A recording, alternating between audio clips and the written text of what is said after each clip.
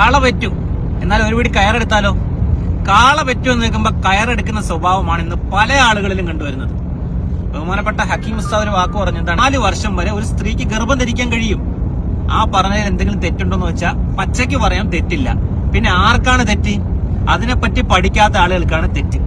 കാരണം എന്ന് പറഞ്ഞാലേ, നമ്മൾ പല ആളുകളും കണ്ടതാണ്, പുരുഷൻ പ്രസവിക്കുന്നു എന്ന് ഇന്ന് ശാസ്ത്രം പറയുന്ന ഒരു കാലഘട്ടത്തിലാണ് നമ്മൾ ജീവിക്കുന്നത്. അതുപോലെ തന്നെ 22 മാസം ഗർഭം ധരിച്ച ഒരു സ്ത്രീയുടെ ഫോട്ടോയാണ് നിങ്ങൾ ഈ കാണുന്നത്. 17 മാസത്തോളം ഗർഭം ധരിച്ച് ഗിന്നസ് റെക്കോർഡ് നേടിയ ഒരു സ്ത്രീയുടെ മറ്റൊരു ഫോട്ടോയാണ് നിങ്ങൾ ഈ കാണുന്നത്. പിന്നെ 4 വർഷം ഗർഭം ധരിച്ചിരിക്കാൻ കഴിയുമോ ഇല്ല എന്നുള്ള കാര്യം പരിശുദ്ധമായ ദീനുൽ ഇസ്ലാമില് ഷാഫിഈ ഇമാമിനെ അവലംബിച്ചുകൊണ്ട് ബഹുമാൻ കോടമ്പുഴ ബാവ ഉസ്താദ് കർമ്മശാസ്ത്ര വിധികളെ ഉൾക്കൊള്ളിച്ചുകൊണ്ട് രചിക്കുന്ന ഗ്രന്ഥമാണ് ഖുലാസ. അതിൽ വളരെ വ്യക്തമായിട്ട്, വളരെ സിമ്പിൾ ആയിട്ടാണ് പറയുന്നത്. എന്താണ്? അഖല്ലുൽ ഹംലി, അതായത് ഗർഭത്തിന്റെ ഏറ്റവും ചുരുങ്ങിയത് 6 അശ്ഹുർ, അത് 6 മാസമാണ്.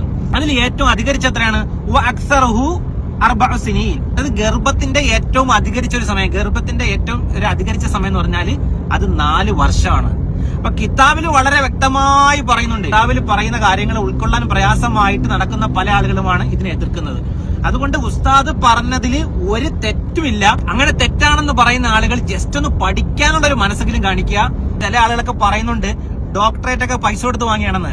അതിനൊക്കെ ഉള്ള മറുപടി എന്താണെന്ന് ഉസ്താദ് തന്റെ ജീവിതം കൊണ്ട് തെളിയിച്ചത് തന്നെയാണ്. അത് ഇനി ആരൊക്കെ എന്തൊക്കെ പറഞ്ഞാലും പരിശുദ്ധമായ ദീനുൽ ഇസ്ലാമിന്റെ ആശയങ്ങൾ എവിടെയും പറയാൻ സുന്നത്ത് ജമാഅത്തിന്റെ ഒരു ആലിമീങ്ങളും അവർ മടിക്കുകയില്ല. അതിന് പറഞ്ഞുകൊണ്ടിരിക്കുകയും. അസ്സലാമു അലൈക്കും വറഹ്മത്തുള്ളാഹി.